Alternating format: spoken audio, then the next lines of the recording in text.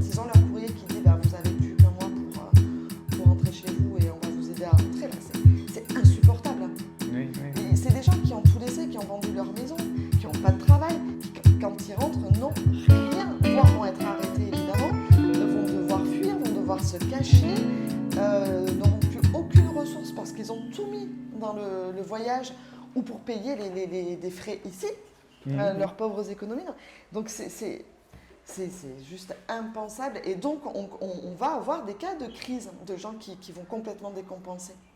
Il y avait un vrai danger pour lui-même parce que ce qu'il voulait c'était en finir. Il y avait déjà des projets, ils en étaient à un tel point de non-retour qu'ils se disaient si on ne peut pas rentrer au Sri Lanka, on préfère nous mourir ici, les deux parents, au moins les enfants ne seront pas expulsés vers le Sri Lanka et resteront en France. Au-delà en fait pour moi de ce fait divers, parce qu'il a été raconté, mais c'est quelque chose qui va revenir. Alors peut-être pas exactement sur ce mode-là, mais on est, et on oublie souvent que les demandeurs d'asile sont considérés comme un public très vulnérable. Pour les personnes sri-lankaises, c'était de dire si on rentre au pays, on risque la mort. Oui. Ou en tout cas, on risque une mort lente et douloureuse parce qu'on est discriminé par notre religion, par plein de choses. Je ne rentrerai pas dans les détails des récits puisque c'est confidentiel, mais c'était cette idée-là, oui. Donc c'est la nuit, on vous met un spot pour éclairer un peu tout ça. Vous avez 15 minutes pour faire une consultation de 120 personnes. Les médecins ont refusé. Le dimanche matin, nous, on savait qu'une partie avait été expulsée.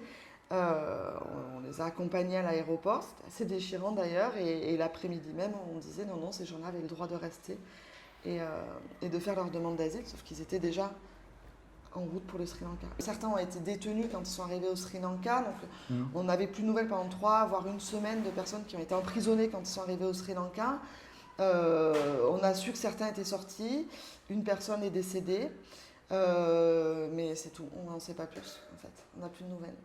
Une personne est décédée dans des conditions... On ne sait pas. On sait qu'il a été arrêté et on sait aussi qu'il n'en est pas ressorti vivant. Alors évidemment, chaque histoire est un peu différente, mais enfin, globalement, sur ceux qui sont restés, on voyait bien quand même une espèce d'homogénéité des récits. Il n'y avait pas de raison que ceux qui étaient partis aient un autre récit complètement différent. Donc il y a eu clairement de l'arbitraire. Et il y a eu une action complètement illégale. Sauf qu'on n'a pas... C'est David contre Goliath, parce que bien sûr, on nous dit, mais maintenant, vous pouvez, ces personnes peuvent revenir, mais comment? On n'a plus leur numéro, on ne peut plus les informer, ils n'ont pas les moyens financiers de prendre un avion et revenir. Donc c'est fini, et on le sait très bien. Donc on dit, mais légalement, ces personnes, on les accueille pour faire leur demande d'asile. C'est très bien que ce n'est pas possible dans les faits. La police aux frontières a été condamnée parce que les papiers qu'ils ont rentrés, 60 papiers écrits avec la même écriture, disaient que ces gens souhaitaient repartir immédiatement à leur arrivée sur le sol français, ne souhaitaient qu'une chose, c'était repartir au Sri Lanka, ne demandaient pas d'avocat, ne demandaient pas l'asile. Ils venaient, je pense, visiter les côtes réunionnaises, c'est tout. Bruno Camp qui rend le jugement en disant, évidemment, on libère ces personnes. On sentait bien que dans la posture, il n'avait qu'une envie, c'était pas forcément de les libérer, mais qui a engueulé la PREF et la PAF en disant, mais comment on peut faire une telle procédure? Comment vous pouvez imaginer que ça, on puisse encore le faire en France?